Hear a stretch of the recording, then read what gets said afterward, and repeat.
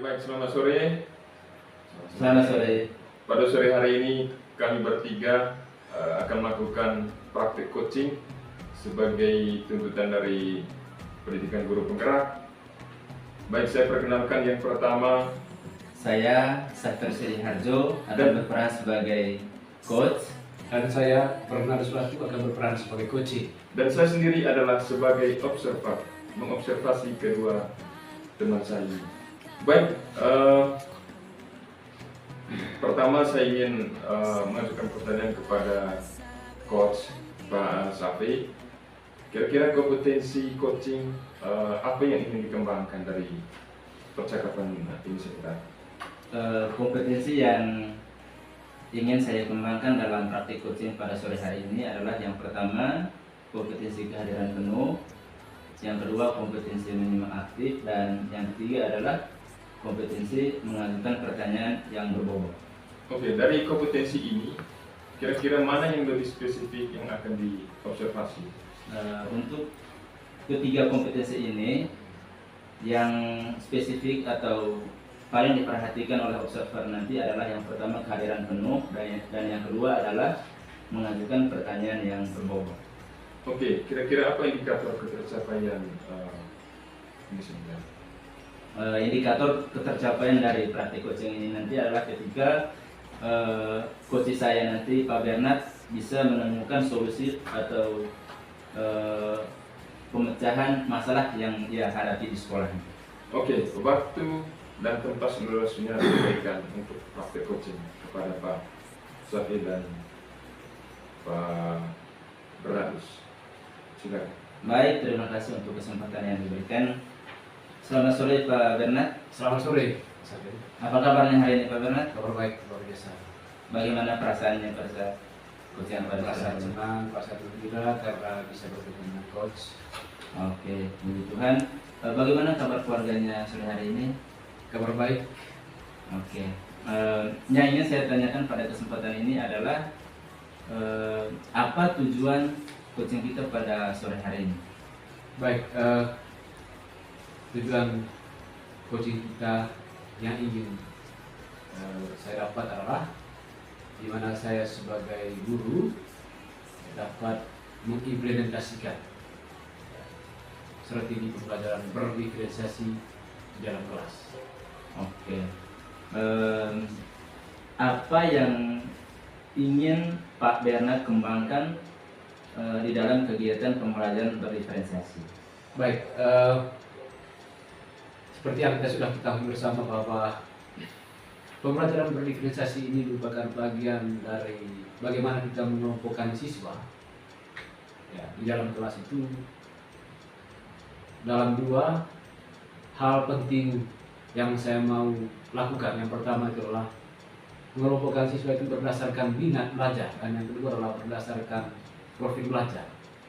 Kiranya dengan dua hal ini siswa dapat lebih mudah memahami sajian materi yang saya berikan, dan yang kedua dapat meningkatkan motivasi belajar. Seperti itu. Apa yang ingin Anda lakukan melalui proses pembelajaran berdiferensiasi?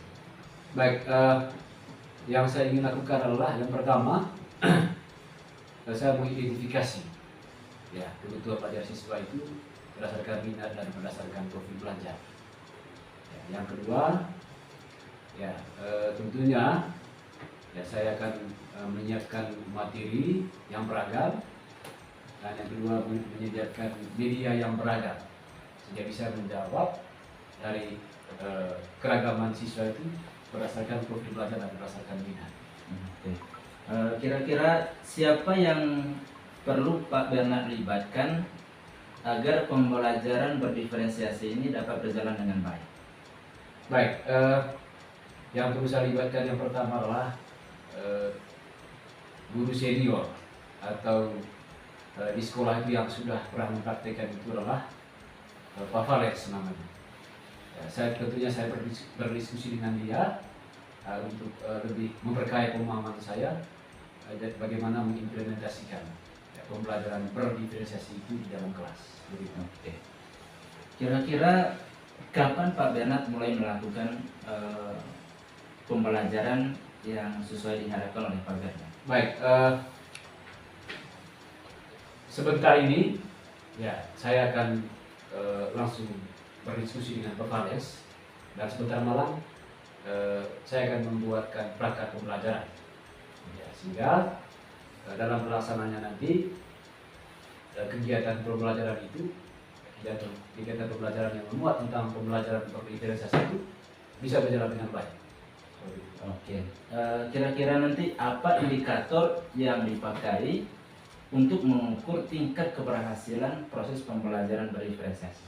Baik, yang pertama, ya apabila siswa dapat menjawab pertanyaan atau apabila siswa itu bisa memahami materi yang sudah diberikan, dan yang kedua, ya motivasi belajar mereka itu meningkat pada hari-hari yang selanjutnya. Jadi itu indikator yang saya gunakan bahwa pembelajaran ini dapat berjalan dengan berhasil. Seperti itu. Apa yang dapat Anda simpulkan dari praktik coaching atau dari coaching kita pada sore hari ini? Baik, yang pertama dari saya ragu tentang implementasi pembelajaran berdiferensiasi berdasarkan profil dan pasang minat belajar siswa. Lalu kemudian saya sudah bisa menggali lebih dalam bagaimana bisa mengimplementasikan itu ke dalam kelas sehingga nanti berdampak terhadap ya peningkatan prestasi belajar siswa saya dan juga motivasi belajar mereka juga meningkat. Baik, terima kasih Pak Bernard. Tidak terasa waktu kita sudah berakhir, dengan satu harapan bahwa selesai kegiatan praktik coaching ini, Pak Bernard dapat menerapkan praktek atau implementasi pembelajaran berdiferensiasi di kelas sehingga pembelajaran dapat tercapai sesuai dengan yang diharapkan. Terima kasih Pak. Selamat sore. Selamat. Terima kasih Pak. Oke, terima kasih Pak Safi dan Pak Bernardus yang sudah selesai melakukan proses coaching. Jadi saya ingin bertanya lebih lanjut terkait apa yang sudah didiskusikan, yang sudah di-coachingkan. Kira-kira apa yang sudah dilakukan waktu coaching tadi yang menjadi indikator ketercapaian pengembangan yang diinginkan? Apa yang sudah dilakukan? Dalam praktik coaching ini tadi, yang sudah saya lakukan adalah yang pertama, saya berusaha supaya saya hadir sepenuhnya dalam praktik coaching. Sudah itu di dalam praktik coaching ini juga tadi saya berusaha supaya saya menyimak secara aktif apa yang dihadapi atau apa permasalahan yang dihadapi oleh Pak Bernard. Sudah itu saya juga dalam praktik coaching tadi ini berusaha untuk mengajukan pertanyaan-pertanyaan berbobot yang memungkinkan Pak Bernard dapat menemukan solusi dari permasalahan yang dihadapi. Oke, terima kasih Pak Safi. Dari beberapa kompetensi yang menjadi dasar coaching itu, yaitu kesadaran penuh, mendengarkan aktif, dan pertanyaan berbobot. Berdasarkan catatan yang saya catat di sini, Bapak sudah lakukan itu. Luar biasa. Terkait dengan alur tirta, ya, dari awal, dari tujuan sampai pada tanggung jawab, setelah saya catat observasi, jadi tidak ada satupun alur ini yang dilewatkan. Jadi Bapak sudah